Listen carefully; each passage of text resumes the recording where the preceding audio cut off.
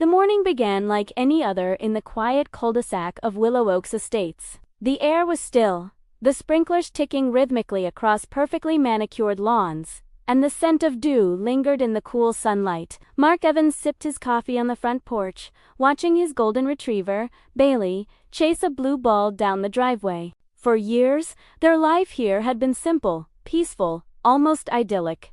That peace ended when he saw the letter. It was taped to his door, sealed in a crisp white envelope stamped with the familiar Willow Oaks HOA logo. The tone was professional, almost polite, but underneath the neat wording was a threat. It stated that Bailey, his dog of 6 years, was in violation of the community's animal policy. According to the letter, Bailey's breed, or rather, what they claimed his breed was not permitted in the neighborhood. Mark frowned as he read it again, the words sinking in like slow poison. Bailey wasn't dangerous. He wasn't aggressive. He was a therapy-certified golden retriever, the gentlest creature anyone could meet. Yet the HOA claimed his papers were invalid, suggesting he was a mixed dog with restricted characteristics. They gave Mark 7 days to remove Bailey from the property, or face daily fines of $500. The absurdity of it made him laugh at first. But laughter quickly turned to frustration. He'd lived here for 8 years. His HOA fees were always on time. His yard was immaculate. Bailey had never caused a problem. Why now?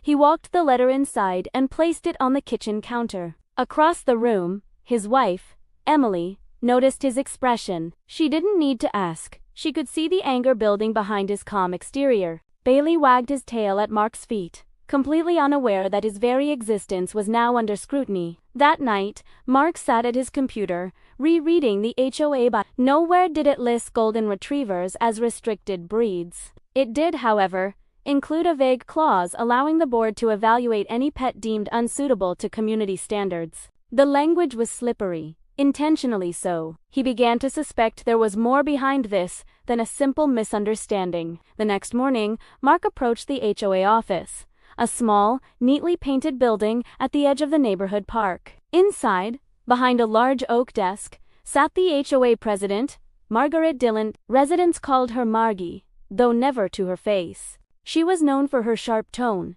immaculate appearance, and a fondness for citing rules. Her eyes barely lifted when Mark entered. When he explained the situation, she gave a practiced smile and referred to new policy updates about animal classifications. She suggested Bailey looked like a retriever mix and therefore might carry traits of restricted breeds. It was nonsense, baseless, circular reasoning meant to assert power, not uphold safety. As Mark left the office, he caught the faint smirk of another board member by the window, a man named Jerry Watkins, who had always seemed to dislike him. He remembered an argument they'd had months ago about fence height regulations. It dawned on him that this could be personal. Over the next few days, Mark tried reasoning through proper channels, Int Bailey, official registration papers, therapy certification, and veterinary documents. But each email returned with curt, copy-paste replies citing policy compliance under review.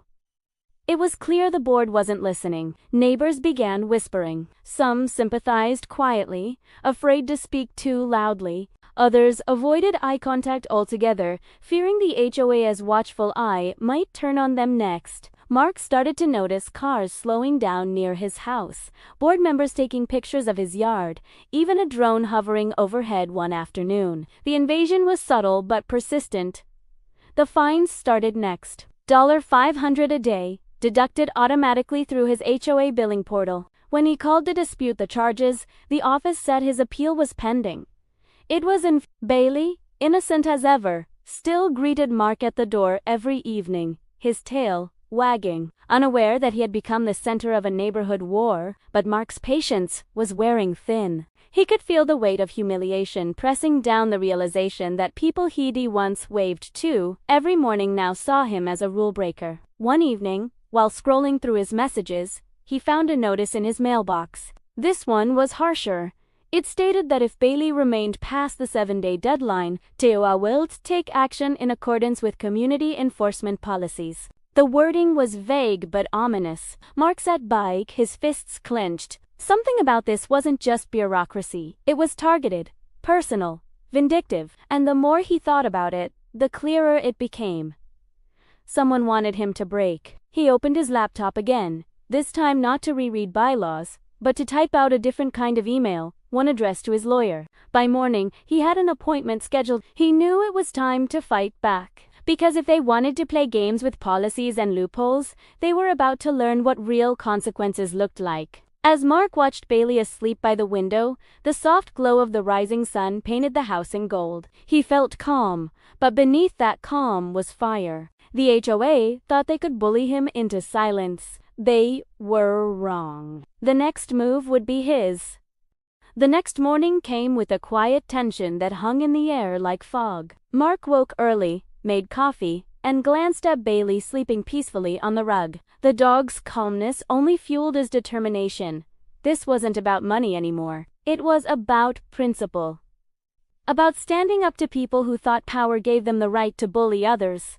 By 9 a.m., Mark was sitting across from his lawyer, Linda Porter, a sharp, calm woman with years of experience handling property and HOA disputes. Her office walls were lined with framed victories photos of clients shaking her hand after courtroom wins. Mark slid the HOAS letter across her desk, his expression cold and steady. Linda read through the documents in silence, her brow tightening slightly with every line. When she was done, she leaned back and exhaled. Her first words confirmed what Mark already knew. The HOAS claims were absurd. The policy didn't name Bailey's breed. The bylaw's vague clause about unsuitable pets was legally flimsy. But more importantly, the fines and threats of removal violated state animal protection laws and homeowners' rights. She outlined her plan in meticulous detail. They would send a formal cease and desist letter, demanding the HOA immediately stop the fines and retract their claims. If they refused, she would file a civil suit for harassment, defamation, and violation of homeowner protection statutes. Mark left her office with a renewed sense of power. For the first time in days, he felt like he wasn't alone. Someone was finally on his side. Someone who knew exactly how to corner people who thought they were untouchable. That afternoon, Linda's letter went out. It was direct, brutal, and surgical. It cited 3 separate statutes the HOA had violated, threatened to subpoena their internal communications, and warned that any further attempts to intimidate Mark would result in immediate legal escalation. Within hours, the HOAS tone changed. The same office that had ignored his emails now responded instantly. They claimed there had been a misunderstanding, that Bailey's breed classification had been flagged incorrectly by a third-party consultant. It was a pathetic attempt to backpedal without admitting fault.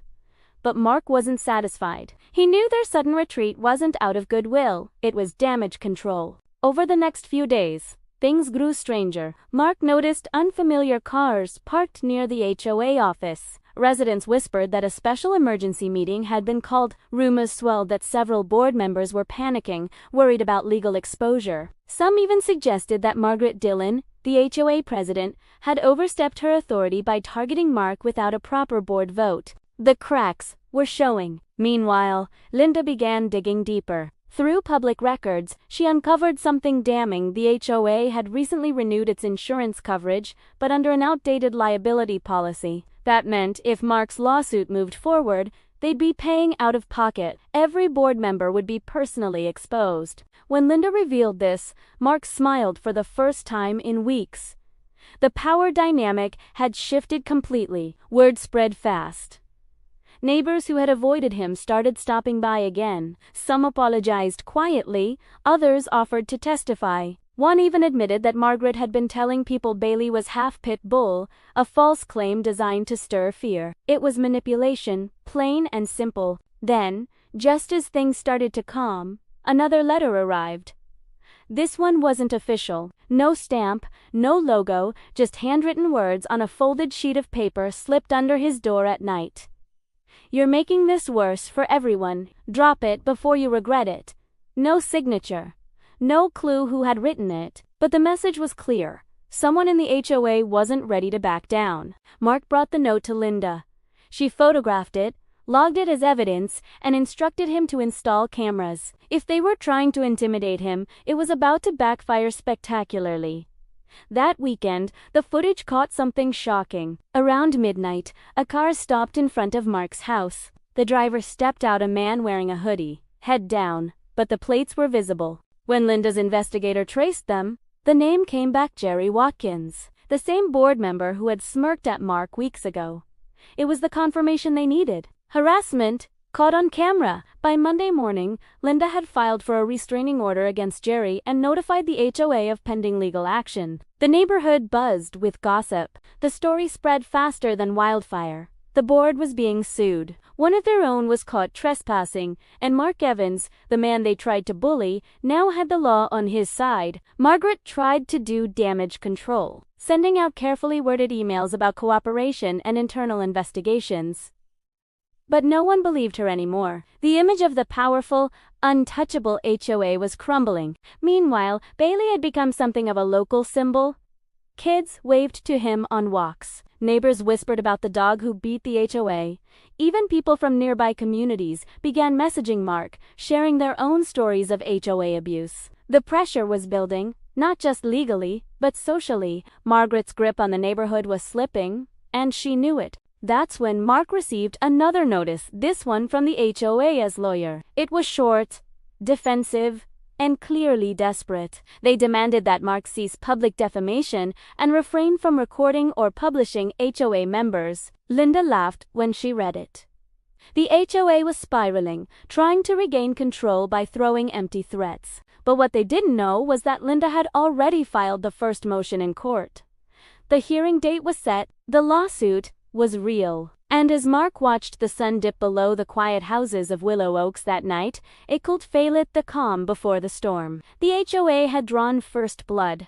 But now, the real fight was about to begin. Because when you threaten a man's family and his dog, you don't just provoke anger. You awaken something much harder to silence.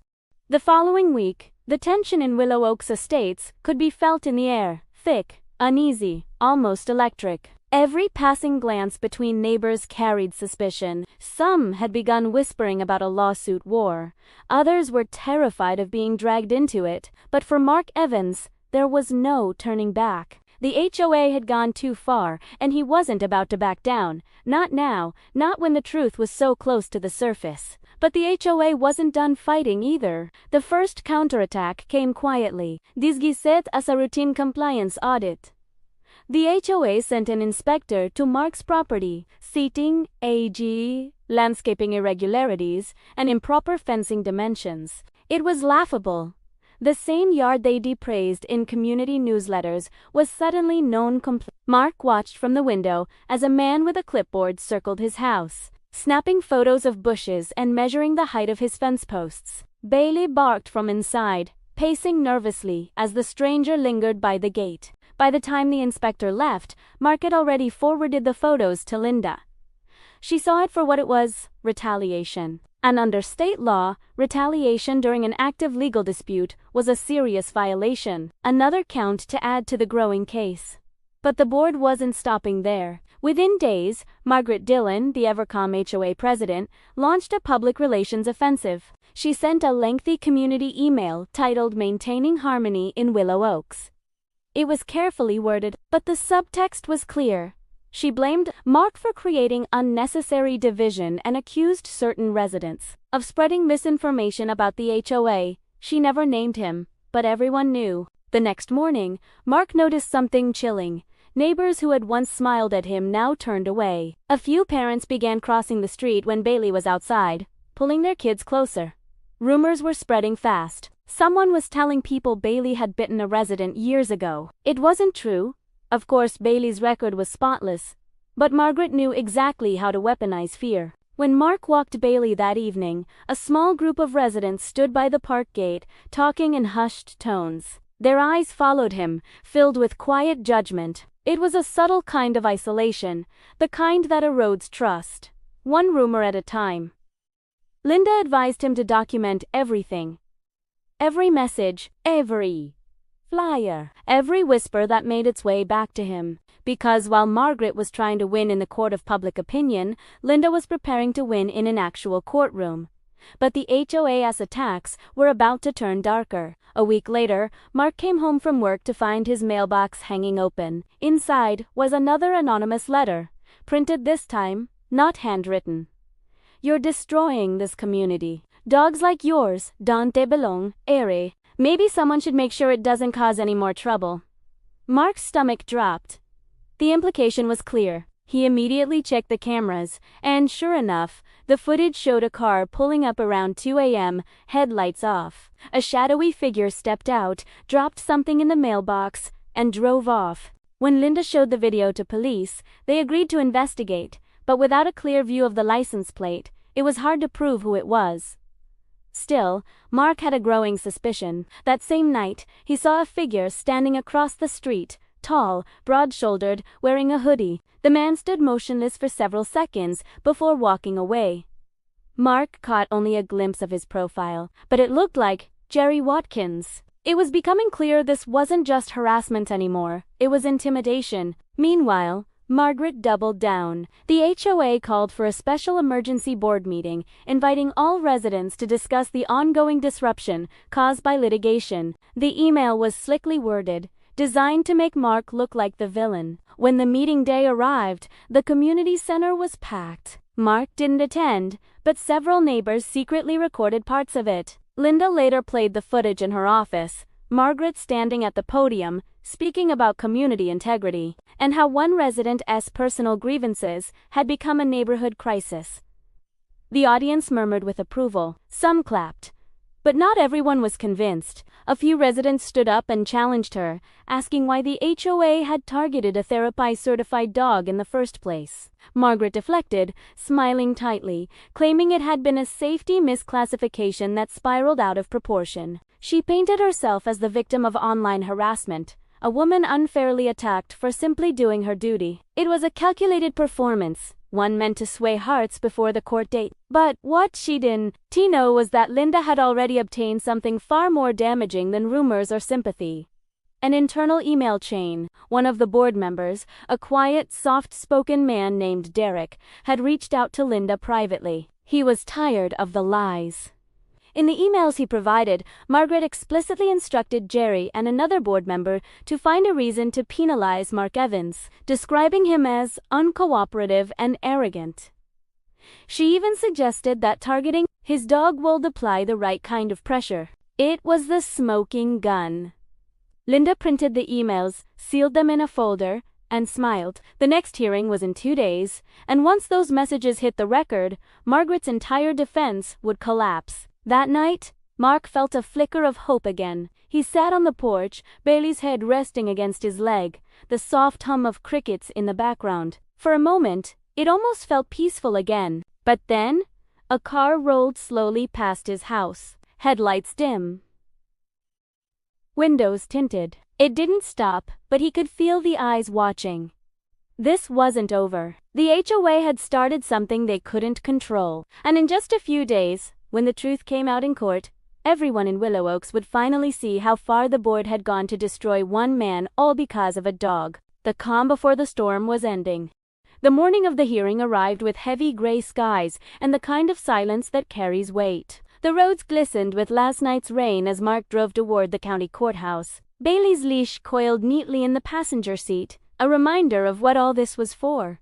The drive felt surreal. Weeks of chaos, fear, and anger had led to this single day. By the time he pulled into the courthouse parking lot, the adrenaline had already begun to kick in. Linda was waiting by the steps. Calm as ever, a thick folder tucked under her arm. The evidence inside those pages were the documents, letters, and, most importantly, the internal emails that would expose everything. Margaret Dillon arrived shortly after, stepping out of a sleek black sedan, dressed immaculately, as though she were walking into a photo shoot instead of a courtroom. Jerry Watkins followed behind her, his jaw tight, eyes hard. They didn't look at Mark as they passed, but the tension in their posture said everything. Inside the courtroom, the air felt charged. A handful of residents from Willow Oaks sat quietly in the back rows, whispering among themselves. Some were there out of curiosity.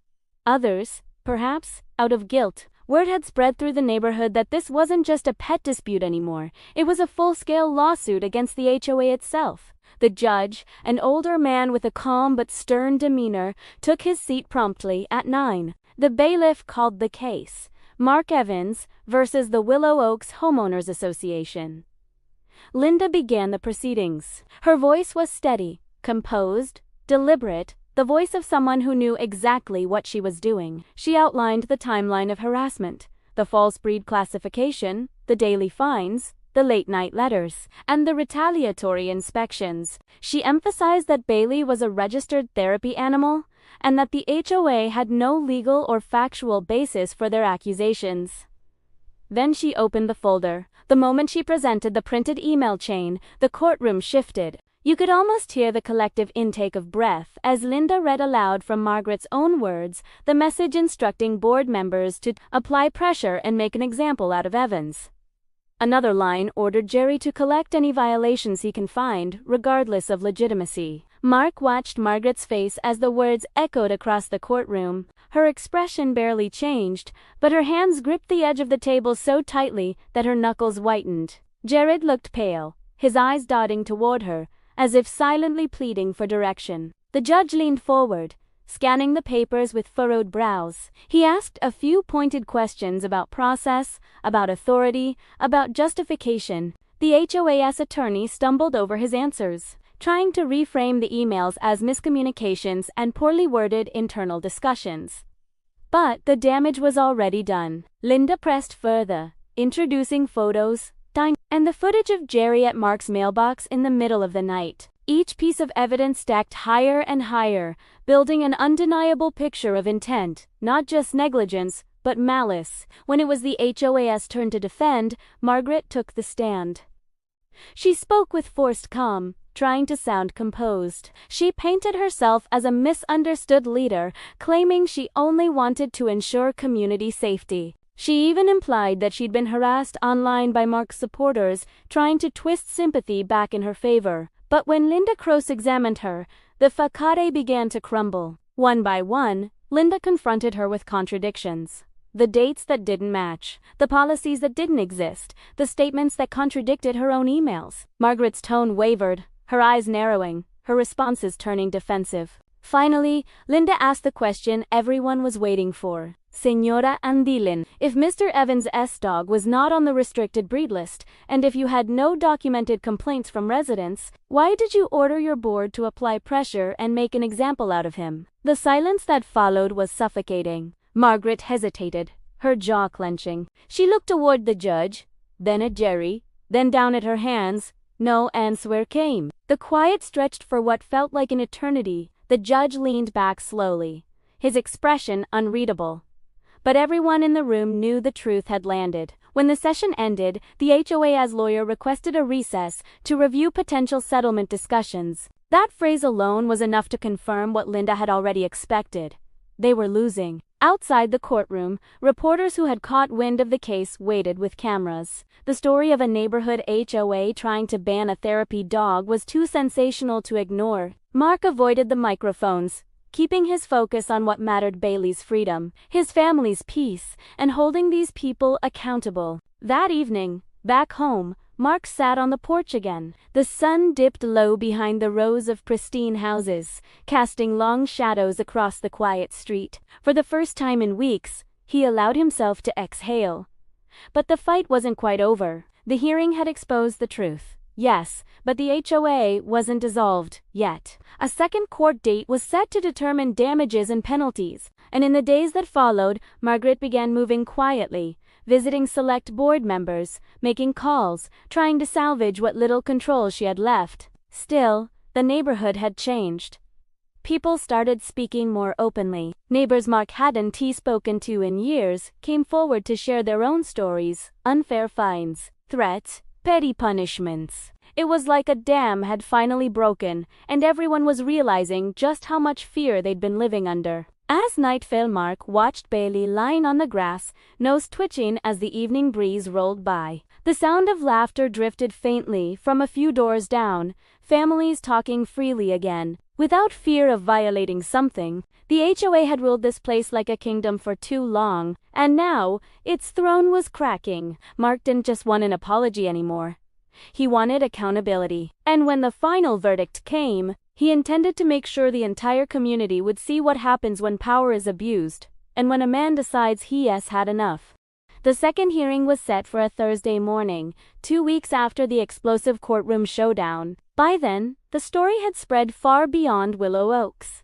Local newspapers had picked it up, followed by social media posts, and then regional news outlets. Headlines like "HOA tries to ban therapy dog," "Faces lawsuit" were everywhere. The once proud Willow Oaks board had gone silent. Margaret Dillon, who used to send weekly community update emails, hadn't written a word since the first hearing. Residents were restless. Meetings were canceled. The HOA office looked deserted. Even the perfectly trimmed lawns of the neighborhood now seemed to carry a quiet tension, as if the pristine order Margaret had built was starting to decay from within. Mark Evans, however, had never felt calmer. He woke early that morning, brewed his coffee, and looked out at Bailey sleeping by the back door. The golden retriever stirred, wagging his tail softly, as if sensing the significance of the day. Mark smiled faintly. Everything, the fines, the threats, the sleepless nights, was about to end. When he arrived at the courthouse, Linda was already there, organized as ever, her folder even thicker this time. "Stay very ready, not just to win, but to close this chapter completely." Margaret and Jerry showed up minutes later, both looking drained. Gone was Margaret's sharp composure. Her makeup couldn't hide the exhaustion. She avoided Mark's gaze, though the weight of his presence seemed to hang in her posture. The hearing began with statements from both sides. The HOA's lawyer argued that the incident had been a misunderstanding, that the fines were automatically generated, and that Margaret's emails were taken out of context. But his words sounded hollow, even to the judge. Linda, in contrast, presented a calm and devastating rebuttal. She laid out the full timeline again, but this time, she connected every point. The board's personal grudge, the falsified claims, the harassment campaign, the trespassing incident. Then, she presented testimony from 2 residents who had come forward since the last hearing. One was an elderly man who'd received threats for questioning HOA policies. Another was a single mother fined hundreds of dollars for minor yard violations after refusing to attend HOA fundraisers. Both stories mirrored Mark's examples of control disguised as community standards. As Tay spoke, the courtroom grew quiet. The pattern was undeniable. When it came time for closing statements, Linda kept it simple. She reminded the court that the issue began not because of a dog, but because of a misuse of power. An organization designed to protect homeowners had turned into a weapon against them. The judge listened intently. Then he took a deep breath, leaned forward, and began to read his ruling. The decision came down clearly and firmly. The court found in favor of Mark Evans on all counts. The HOA was guilty of harassment, defamation, and retaliatory conduct. The fines were ordered to be refunded, with additional damages for emotional distress. Margaret Dillon and Jerry Watkins were personally cited for misconduct and misuse of authority. But that wasn't all. The judge went further. He ordered a full audit of the Willow Oaks HOA, with recommendations for new leadership and mandatory legal oversight for all future board actions. The words hung in the air like a hammer striking steel. For a moment, no one moved. Then, slowly, the sound of murmuring filled the courtroom. Quiet at first, then louder. Even some of the residents seated in the back couldn't suppress their reactions. Margaret sat frozen, staring ahead, her jaw clenched. Jerry slumped back in his chair, shaking his head. Their empire, built on intimidation and arrogance, had fallen apart in less than a month. Outside the courthouse, reporters waited again. Mark didn't give statements, but his silence spoke volumes. As cameras flashed, he walked straight to his car, Bailey's leash in his hand, a faint smile tugging at the corner of his mouth. By evening, the news had exploded. The headline now read, "Homeowner wins landmark case against HOA, board found guilty of harassment. The neighborhood's group chat, once controlled by HOA moderators, filled with celebration. Residents who had feared retaliation were finally free to speak their minds. Some even proposed forming a new, volunteer-based association focused on transparency. That night, Mark sat on the porch again, watching the sun dip behind the rows of houses. The neighborhood was quiet, a real quiet this time. Not the fearful silence that had haunted it before. Bailey rested beside him, chin on his paws, eyes half closed. He felt peace. True peace. But as the calm settled in, a part of him couldn't help but think about Margaret. What would she do now? Would she resign quietly, move away, or try to retaliate one last time? He didn't have to wait long for an answer. Late that night, a single car rolled slowly past his driveway. Not fast enough to be casual. Not slow enough to stop. Its headlights cast long shadows across the porch before disappearing down the street. When Mark checked the cameras later, the footage caught a familiar license plate, Margaret's black sedan. She hadn't left. Not yet. Not yet. No. And as the screen flickered in the dim light, Mark realized that while he had won the battle, the war for Willow Oaks might not be over. There was still unfinished business. In the weeks following the court's decision, Willow Oaks felt like a neighborhood reborn. The oppressive quiet that once dominated its streets had been replaced with life again. Laughter from children, dogs being walked freely, neighbors stopping to talk instead of avoiding eye contact. The invisible tension that once held everyone hostage under the HOA's thumb had dissolved. Mark noticed it most in the small things. People waved to him now. Some brought over baked goods. Others stopped during walks just to thank him for standing up when no one else dared. The Evans house, once under constant surveillance by the board, had become a kind of symbol, a quiet reminder that fighting back could actually work. The HOA board, on the other hand, was in ruins. Margaret Dillon had resigned within a week of the verdict, but not before issuing a final bitter email to all residents, claiming she was the victim of a smear campaign. The residents barely reacted. Most deleted it immediately. The damage to her reputation was irreversible. Jerry Watkins, the enforcer, disappeared from the neighborhood altogether. His house went up for sale within days. The for sale signed a quiet victory marker for everyone who had endured his threats. The court-ordered audit began soon after. Teams of investigators went through years of HOA records, unearthing hidden fines, unexplained spending, and emails that revealed how deep the corruption went. The auditors found that Margaret had used HOA funds for personal expenses, travel, furniture, even a luxury garden renovation in her backyard, all disguised as community upgrades. Local news loved it. For nearly a month, Willow Oaks was the subject of every investigative headline. Reporters camped outside the entrance. The once exclusive gated community was now infamous for all the wrong reasons. Mark stayed quiet through it all. He didn't seek interviews, didn't join social media threads, didn't celebrate publicly. He just wanted peace. He wanted to walk Bailey in the evenings, without fear of harassment, without fines taped to his door. But peace, as he soon learned, rarely comes without echoes of what came before. One night, about 3 weeks after the verdict, he noticed something odd. A letter, unsigned, in his mailbox. No return address, just his name written in rushed handwriting. Inside, a single line. You think you've won, but some people don't forgive. No threats, no signature, but the message was clear. Mark took it inside, stared at it for a moment, then set it down beside Bailey's leash. He had expected something like this. Old power doesn't fade quietly.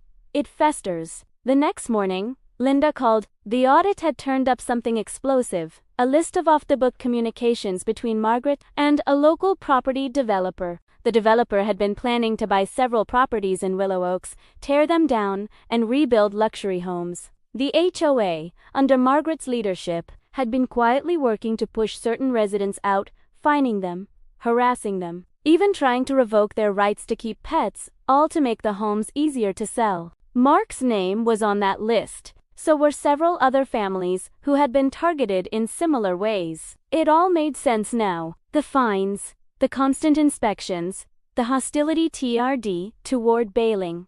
It wasn't about the dog, it was about power and profit. Linda advised him to stay cautious. More lawsuits were coming, this time against the developer and the old board members. There would be criminal charges, not just civil ones. But she also told him something else, something he hadn't expected. Because of the precedent his case had set, new state-level legislation was being drafted to limit the power of HOAs across multiple counties. What started as one man defending his dog had grown into something much bigger, a movement for homeowners' rights. As the days passed, the noise around Willow Oaks began to fade. The news crews left, the auditors finished their work, and a new interim board was formed, one led by actual residents instead of petty tyrants. Transparency meetings were held on front lawns. Budgets were public. And most importantly, the new bylaws ensured that no one could ever be fined or threatened over something as absurd as a family pet again.